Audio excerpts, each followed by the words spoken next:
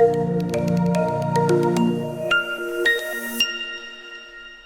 everyone, I'm Elixxr. I'm the CEO of October Health. I've got Chris Weiss with me, and I'm really here to talk about building business and building a high-performance culture. So, Chris, thanks for joining. Pleasure. Great to be here. Yeah, so appreciate you joining, making time. I know you're busy. I think, the Elixxr story is a success story, right? Absolutely. You are the challenger consultancy. I think at some point you might need a new name given the success you guys are seeing. But can you take everyone back? You joined 7 years ago. Yeah, so I joined 7 years ago. We were small. I think we were 55 or 60 people when I joined. And today we're 600-700 people, maybe even slightly more, globally, operating, across the United States, Europe, South Africa, and doing projects even more broadly than that. Been a very exciting journey. And, I think that this topic that you're raising here today is critical in our space, in the consultancy game. It is really about building high-performing teams, and particularly when you're trying to challenge the incumbents. MBB, as well as the Big Four, are doing a lot of work in the space, and that comes with perceptions, and challenging that is hard, and you need to have the right people and commitment to do it. Yeah, so maybe... talking about people, starting with recruiting, right? How do you recruit the best talent, right? Because you are competing as well.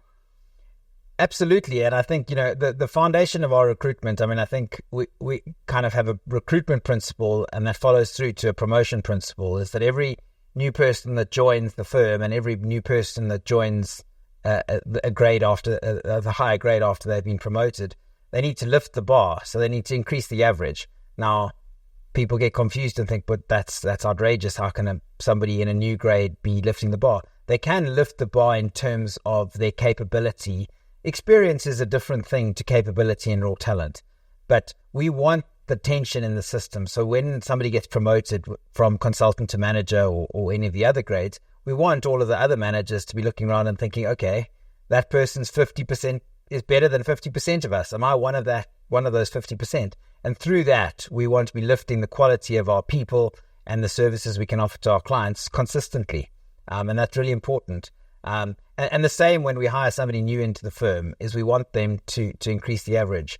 And I think critically, so we've got a robust hiring process. You go through a number of interviews, case studies, all of the traditional components. But I think one of the things, and I always say this to people in the interview when they're interviewing with me, it's generally a final interview.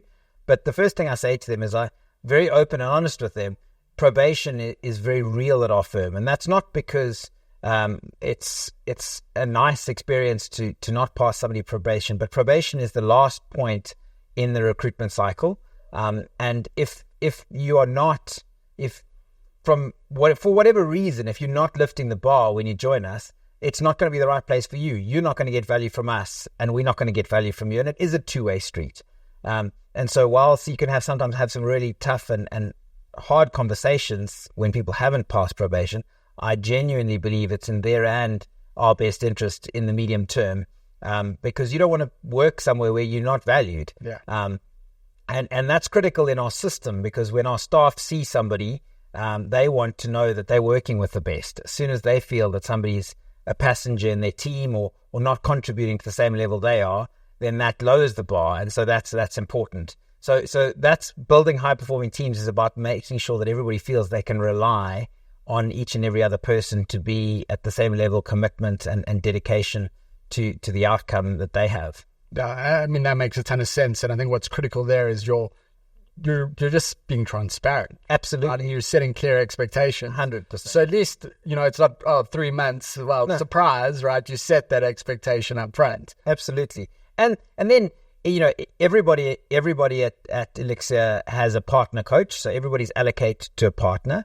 to kind of look after them. And during those 3 months, if there are performance challenges, we identify them early. We communicate them clearly. And it's important that we then work with those people to give them, I see my job as a partner coach as giving the person the platform to be as successful as they can be. I can't make them successful, but I do need to give them the opportunity to be successful. And if that doesn't happen in the first 3-4 weeks, that's not necessarily a problem. But we can build on that. But over that period, 3 months at the more junior grades and 6 months at the senior grades, that is the opportunity to lock in and make sure that it's a fit in both directions. Yeah. Because it has to be a value exchange in both directions. Yeah, and I think your point's also important, setting people up for success. Absolutely. But ultimately, the individual needs to take that ownership and deliver. 100%. So once, people meet the bar, obviously it's a high-performing culture, it's a demanding culture. Absolutely. How do you sustain that? How do you drive that? This is the topic of conversation that goes around a lot. So, we often have discussions of, what training should we do? What training, we are very big on, we have a principle of, we want entrepreneurialism in the firm, and we've set ourselves up to be able to enable that in many ways. But I think critically, we do a lot of on-the-job learning, and that can, if you're not a right culture fit for us, that can be interpreted as we don't have learning, we don't have structure. So we don't have a big learning center where we send people off to do courses, and you can go online and find 20 courses. But we will put people on projects where they can learn, and we work in the project, in the construct of the project, to enable people to learn and grow. And people that fit our culture and are going to be successful in an organization thrive in that opportunity. We do have a lot of learning sessions where people can learn from experiences, a lot of case studies going on, but it's not about a formal course where you go and stay for 2-3 nights at a learning venue, because we don't see that as a way to deliver really practical and executable learning for our staff. So it's an interesting way in which that plays out. We've got to continually create that platform.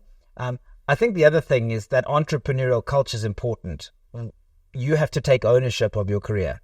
Elixxr can be both the most fulfilling place to work, but it can also be a very lonely place to work. If you sit back and want to just ride through the process, it won't push you through as it will in many other organizations, and that's not a pro or con to the organization, it's just a fact.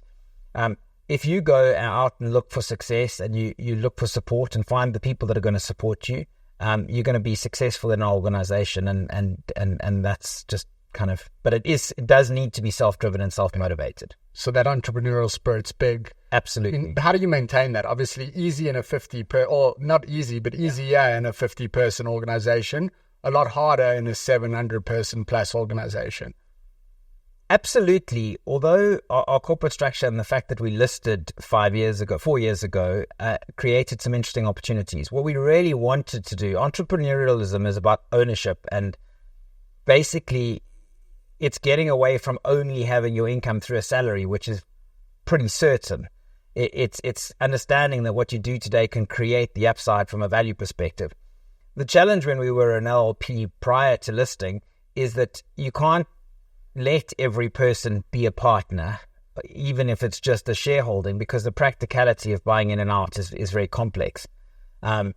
We did have some shadow ownership schemes that we allowed people to, where we set up for people to try and mimic that, but it wasn't that true ownership. What our listing in 4 years ago did is it gave us the opportunity to give every single person in the firm, literally every single person in the firm got options and does get options when they join. As well as we've got a share sacrifice scheme called where employees can select optional to sacrifice, depending on your level, up to 20% of your salary that buys shares in the firm on a monthly basis at the prevailing price. And then if you stay with the firm over a period of a year, those shares are then matched by us. So it's 100% match. So principally, I mean, there's a lot of value opportunity in that. But the next thing on that is we need the share price to grow. And so each and every person needs to take responsibility for that, because, there's not one or two people that can enable that. And I guess everyone's bought into the culture as well, right? Because absolutely, the team's not performing, the organization's not going to perform. Absolutely. And we've got a very strong culture, and it is a unique culture. So we're very proud of that. And that we're very proud of that, and we work hard to build that. And it's multi-office as well, multi-country. How have you navigated that? Obviously, there's cultural nuance at play. So, I mean, I think that each of the individual country offices do have their subcultures. There's absolutely no doubt about that. But I think that overall, each and every person that joins over a period of time goes to a training, a 2-day training. It's actually happening next week, Monday, Tuesday, in just outside London in Surrey. So every person goes to that. It's called Indaba, linking back to our South African roots as a company. And it's an opportunity for our founders, Stephen and Graham, to just tell the story of our organization, why they founded it, why they set up the Challenger Consultancy, and why they felt that there was a need for a different approach to consulting. And so that's the foundation of the culture. And then, we do have a monthly all hands meeting where people get involved. Obviously, there are nuances and challenges of that being virtual and not virtual. But we try and get pods together for that, and then represent, everyone go out or have some kind of celebration after that event. But the diverse geographies and the size of the company does create challenges there. But it's about breaking it down into the smaller subgroups and making sure that each of those creates a culture that can be but it must be aligned. And that's critically important, and I think is foundation of a lot of continuity on that space. Yes, I think two things I love out of that. One, bringing everyone to that kind of home office to hear the story firsthand, and two, one of these South African success stories that most people probably don't know about. Absolutely. So yeah, I mean, our founder is a South African, and we've got some really strong South African culture, and I think we bring a lot of that South African kind of challenger mentality. We are resilient. South Africans are resilient, and I think a lot of that comes through in our culture. We, for a UK consultancy, probably have a disproportionate number of South Africans throughout the firm, and certainly at the leadership level. And that's, I think, we attract each other and work well together, and bring the culture is very driven around, let's, get shit done. It's very much what we're about. Work with our clients to drive the outcome and support them in getting there. Well, that's awesome. So, I mean, it's obviously a challenging environment. Obviously, people work hard. Obviously, reward is a big part of that, and you've touched on it. But how do you motivate people? How do you give them or enable them to operate at that high level consistently, right? Because it is tough. It is tough. Consulting is an incredibly tough environment, and up there with probably, investment banking and law in terms of the long hours and the hard slog. And again, I'm very open about that with people. If you're looking for a 9 to 5 with an hour lunch break, this is not the place to you, and that's no judgment. It's just how it is. But so I think being very clear with people on their expectations. I think people taking ownership in the outcome means that they are prepared to push harder and longer, and are very proud of the outcome, which I think is fantastic. But I think we also have a work hard, play hard mentality. We're not about FaceTime. So when you have a project that is, or a gap between projects, etc., we're very open to, some slower time in that space. We balance around it. We're not, if you need to go to the dentist, it's not about taking a half day. Take the time you need and manage your life. We talk not about work-life balance, but about work-life harmony and optimization. And I think that's really important. I think people get very locked on this principle of work-life balance. And, I'm at home now and it's 100% home, and I'm at work and it's 100% work. But that's not practical. If I've had a bad night's sleep with my kids last night, I can't check that at the door. There's an element of which I need to push through it, but I can't check that at the door. But just as much, if I'm at home and I need to take a call, I can take that call. So it is a balance and a flex in both directions, but it's about that harmonization. And I think I find people more are getting too locked on the principle of work-life balance. Harmonization is critical. Family is critically important, and in a balance away from work is important to maintain the high pace. And so that is critical. So you're going to find ways to kind of refuel, right? Absolutely. Doesn't mean not working hard. It just means outlet. Absolutely. Awesome. So maybe, I know we're reaching time, it's an entrepreneurial success story, right? So what is it that, allowed you as an organization to make a dent in the world of these big players? It's an interesting question, but I think ultimately it comes down to we work. I always say to my teams, because we're the challenger consultancy, we often don't have the brand and the reputation just to kind of really lean on consistently. So we have to deliver. Each and every project has to be the best we've ever delivered for that client. We are very client-centric. And so we will deliver to specific clients. We build relationships with the clients. I think that's one of the core important points. And we work to understand the environment of the client, the culture of that client, the nuances, the challenges that they are facing, so we can work with them over a longer period of time. We like to partner with our clients over a longer period because that allows us to bring value quicker. I think that's one of the core components. I think the other thing, and I'm very passionate about this, is I work hard to consult with my clients, work with them on the solution. And not consult at them. That's really important. Our clients have got people with enormous experience and perspective of their industries, of their roles, of their jobs. For me to come in and think I know better than them is just perverse in my view. I just don't think it can be the case. What I can come do is I can give them excess capacity. I can give them outside perspective. I can accelerate things. I can give a different perspective. We can work with them in a different methodology to come to an outcome.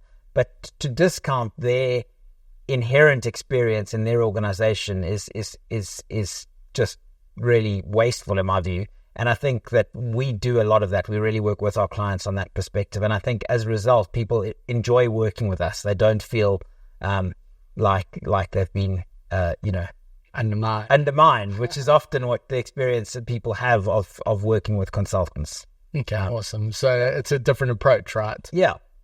And knocking down doors, I mean, how do you get there? It's a relationship game. I mean, I think if I look at our business in South Africa, we can link all of that back to basically the first project we had here. We delivered on a first project with one organization in South Africa. We did a good job there. We got the second project there, and we grew out over time. And we are now getting to the stage where we have a reputation, where people know our brand. We've done some above the line advertising. We sponsored the URC in this last season, so there's been components of that. So we are now getting brand recognition, but that's much more recent. Yeah. For a long time, it had to be, Alon told me about you. Can we have a chat about this? And I always say that the first project's important. It's got to be a Goldilocks project. It's got to be big enough that I can make an impact, but small enough that it's not risking your career on it. Not too hot, not too cold. It's got to be just right. That's that perfect first project. So a bit of luck in there. Absolutely.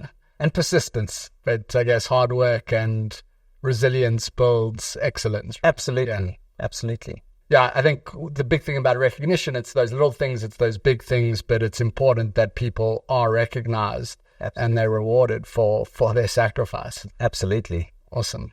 People, I also find that for our guys, they love being part of the journey. They are proud of, and we had a big, the share options that we gave people at our listing 4 years ago, about 3 weeks ago, in beginning of July, was 4 years. And so for a huge number of people, they had this opportunity for these shares to vest and become available to trade for them. And that was, you go on this journey. We talked 4 years ago about theory behind it. Once it became practical, for some of these guys, it was a very significant increase in wealth, which has been theoretical. We've got a portal where you can look at the value. But now suddenly the opportunity to trade the shares came, and I suppose not surprisingly, the share price has grown. We listed at £2.20. We're at about £5.80 somewhere today. So it's a significant growth. And the people that got pre-IPO options were below that, of course. But the opportunity, very few people actually sold, but just the reality that they can sell is enormously valuable. Yeah. And really exciting. And a whole lot of the people that I've been working with a long time, went out for dinners all over the world to go and celebrate this because it was special. Cool experience. Yeah. So maybe in closing, what I actually wanted to ask, because obviously it's a success story, but I'm sure like all journeys, it hasn't been up and to the right. So, for sure. So how do you stay motivated both personally and from a team perspective when things are tough? Because it's easy to motivate people when everything's going your way. Of course. It's globally, we've had a tough economy, and I think that has come with its challenges. Corporate clients my clients, which are corporates, are under a lot of strain to make sure that they are being efficient in how they spend their money, optimizing so that they can generate the best returns for their shareholders. So it has been hard, and we've got to just look for different ways to bring the value to them. I think we hire very conservatively, because I think from a culture perspective, having to do retrenchments is really, really hard. And so we very, very much defend against that. So we run a very, very thin, lean shop from a staffing perspective. And that's critically important. So people really feel part of our firm, and they feel valued from that perspective. So we grow. Yeah. So conservatism has its. I mean, there are days when I've got no bench and I'm writing the proposal at 11 o'clock at night that I don't necessarily value it. But when you step back and you look at it, absolutely, it's a very valuable kind of approach that we take on. And keeping focused on that North Star throughout. Absolutely. Awesome. And I guess it's good to have that challenger mindset, right? Absolutely. Because you never become complacent. That's interesting. Even as a partner, I remember the time when Stephen, our CEO, came to us and said, no, we were looking at raising. So we're looking at, do we go not venture capital, VC, private equity, do we go raise through some debt, because we wanted to be acquisitive. And that was all on the table. And then next thing, he came and he called a meeting and he said, no, guys, we're going to list in the middle of COVID. I think we decided on the 21st of March to do it. I think the UK went into lockdown from a head office perspective like the 23rd, 24th of March. And we listed on the back end of June, so before COVID came out. Okay. It was all done virtually. No bell ringing. We did the bell ringing a year later. So they did go and ring the bell a year later. Okay. But it was all done virtually, which is an interesting experience in itself. And quite valuable, because it was the first listing since March in the UK in totality. So there was quite a lot of pent-up capital. So that worked well for us as well. So sometimes, but it was being the challenger, and that's Stephen's mindset is, don't just do what everybody else thinks is the right thing to do. Look at it properly, go back to first principles, assess what you need, and come to a solution. And that's how we consult with our clients on the same basis. Well, I think that's the perfect way to end it off. And thank you so much. I think a masterclass in building high-performing culture, building teams, and building entrepreneurial businesses that can thrive. So congrats, and thanks for joining us. Thanks. Brilliant. Thanks for the opportunity. Awesome. Cool.